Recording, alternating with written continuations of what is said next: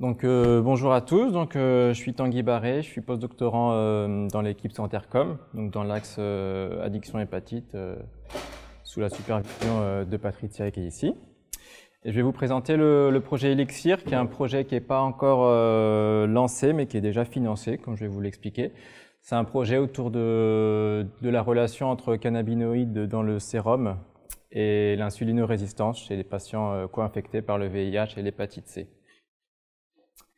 Comme je vous le disais, c'est un projet qui a été financé en fin d'année dernière, donc ça a pris un peu de retard pour le versement.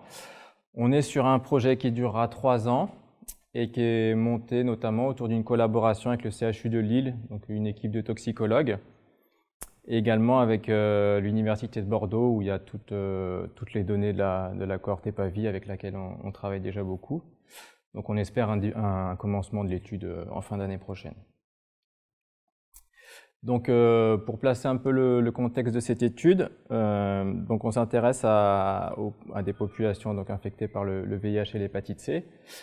Donc il faut savoir que l'hépatite C, c'est un facteur de risque assez fort de troubles métaboliques, donc plus particulièrement d'insulinorésistance. Et par ailleurs, cette insulinorésistance est un facteur de risque de diabète, de maladies cardiovasculaires, de stéatose, c'est-à-dire de foie gras, et de fibrose. Donc aujourd'hui, on est à une époque où l'hépatite C se guérit bien, et la guérison de l'hépatite C apporte une amélioration de l'homéostasie glucidique, c'est-à-dire la régulation du niveau de glucose dans le sang. Mais il se trouve que même si les personnes guérissent de l'hépatite C, les personnes co-infectées vivent toujours avec le VIH, qui lui-même est un facteur de risque additionnel pour tous ces troubles métaboliques.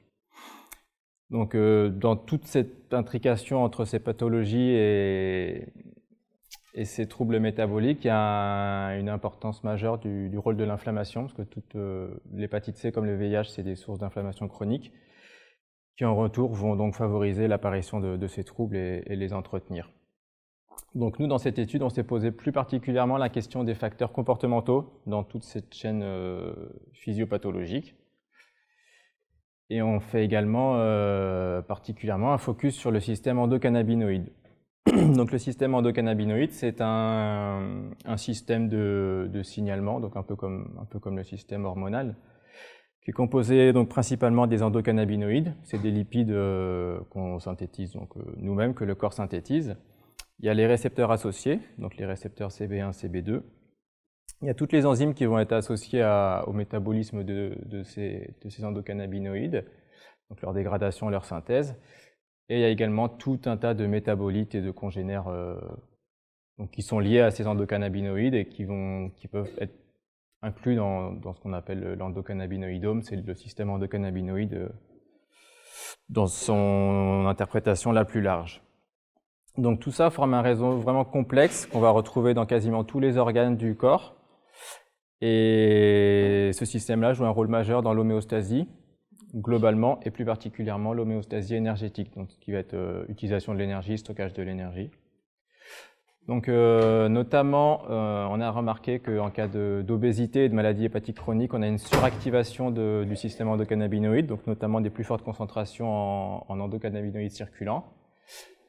Ces concentrations sont également liées à l'adiposité et à la circulation d'insuline, et négativement associées à la circulation de cholestérol HDL et d'adiponectine, donc qui est une hormone impliquée dans l'homéostasie énergétique également.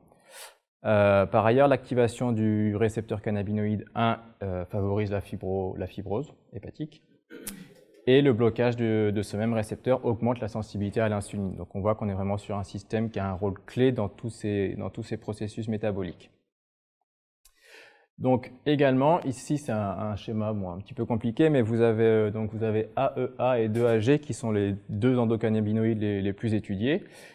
Et on voit qu'ils sont impliqués dans tout un tas de réactions qui vont être liées à d'autres métabolites, qui vont aller activer tout un tas de récepteurs. Et dans ces métabolites, on trouve notamment des molécules telles que les prostaglandines ou les eicosanoïdes. Donc on a vraiment un système qui est très impliqué dans le processus inflammatoire également. Donc, je vous ai parlé d'endocannabinoïdes, mais ici, donc, en lien avec les comportements, on va parler des phytocannabinoïdes, c'est-à-dire les cannabinoïdes issus des plantes, donc du cannabis. Donc, les principaux phytocannabinoïdes, c'est le cannabidiol et le tétrahydrocannabinol, donc CBD et THC. Et donc, c'est des molécules auxquelles on est exposé quand on fait usage de cannabis, et c'est des molécules qui, toutes les deux, ont révélé des pouvoirs, des caractéristiques antioxydantes et anti-inflammatoires. Donc, surtout in vitro, mais il semblerait que ça se confirme in vivo. Donc, il y a un certain nombre d'études observationnelles qui ont montré une relation inverse entre usage de cannabis et corpulence, entre usage de cannabis et diabète, entre usage de cannabis et maladies hépatiques, y compris dans des populations que j'évoquais auparavant. Et également un lien entre exposition au cannabis et expression du récepteur cannabinoïde 1.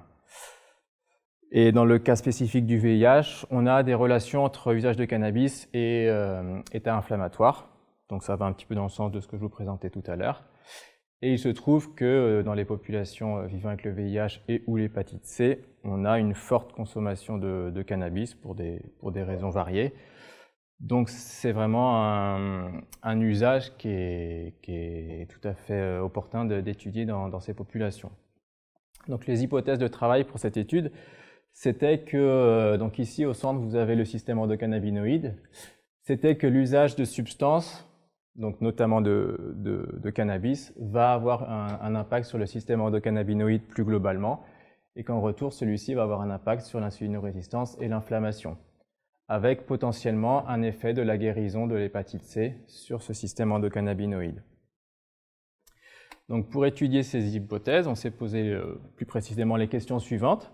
Donc est-ce qu'il y a un profil d'endocannabinoïde qui est associé à un risque moindre d'insulinorésistance ou de fibrose? Est-ce que ce profil est modifié par la guérison de l'hépatite C? Et est-ce que ce profil est modulé par l'état inflammatoire? Et donc, deuxième question qui est liée à la première, est-ce qu'il y a un profil d'usage de cannabis, donc d'exposition aux phytocannabinoïdes, qui serait associé à un risque moindre d'insulinorésistance ou de fibrose? Est-ce que toujours cette relation est modifiée par la guérison et est-ce qu'il y a éventuellement un impact de la prise d'autres substances en parallèle? Donc pour ça, on s'est appuyé sur la cohorte EPAVI, donc ce sont des personnes qui sont suivies, qui sont infectées par le VIH et l'hépatite C. Donc c'est une cohorte, donc on dispose d'un suivi longitudinal. On a mis en place une étude cas contrôle. Donc vous avez en haut les contrôles qui ne présentent pas d'insulinorésistance et en bas les cas qui présentent une insulinorésistance. Et on va avoir deux points temporels pour les recueils de données. On va avoir un point avant la guérison et un point après la guérison. Donc ce design va nous permettre à la fois de comparer avant-après, mais également cas versus contrôle.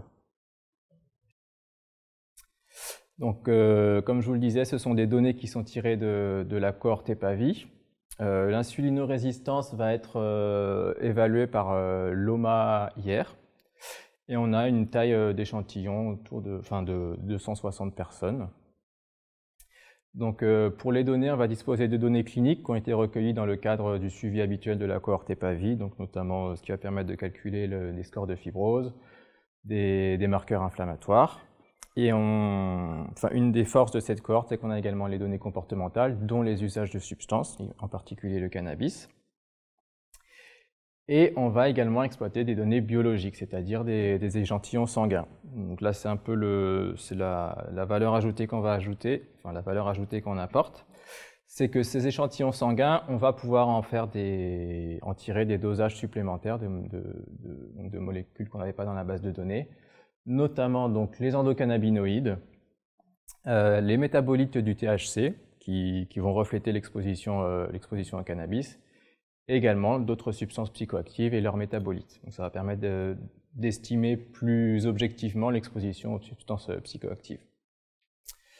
Donc ce qui est prévu, donc bien évidemment des analyses descriptives, donc éventuellement des analyses factorielles pour mettre en évidence des profils d'endocannabinoïdes ou d'exposition aux substances et voir les relations entre eux. Donc on envisage des régressions logistiques, notamment avant la guérison, pour voir l'impact de la fréquence de l'usage de cannabis sur d'autres variables et également d'autres usages. On envisage des analyses de médiation, donc un peu comme je vous le montrais sur le schéma, en envisageant le mécanisme que la guérison va influencer le niveau d'endocannabinoïdes, qui va lui-même influencer l'état d'insulinorésistance, et éventuellement des modèles d'équations structurelles en faisant l'hypothèse que le niveau d'endocannabinoïdes exprime un niveau d'activation du système endocannabinoïde de manière plus générale, qui lui-même va déterminer un statut inflammatoire. Donc ça, c'est les grandes idées qu'on avait et qui restent à appliquer. Donc on n'a pas encore les données, mais c'est ce qu'on comptait faire.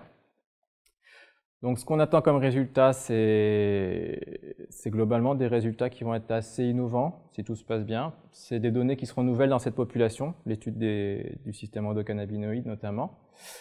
Ça va apporter également des nouvelles entre usage de cannabis et niveau circulant d'endocannabinoïdes. C'est quelque chose qui est peu étudié même dans la population générale. Entre niveau d'endocannabinoïdes et insulinorésistance, donc il y a quand même quelques données actuellement dans la littérature qui nous ont notamment poussé à faire cette étude. Donc on va voir si on corrobore ce qui a été trouvé par ailleurs. Ça peut permettre aussi de mettre en évidence des différences entre notre population et la population générale. On va pouvoir voir s'il y a des niveaux cibles d'endocannabinoïdes qui semblent bénéfiques selon les outcomes qu'on va regarder. Et pourquoi pas évaluer une exposition au cannabis qui serait métaboliquement bénéfique. C'est quelque chose qui n'a pas encore été évalué non plus. Donc je vous remercie de votre attention et je remercie tous les membres de l'équipe qui sont impliqués.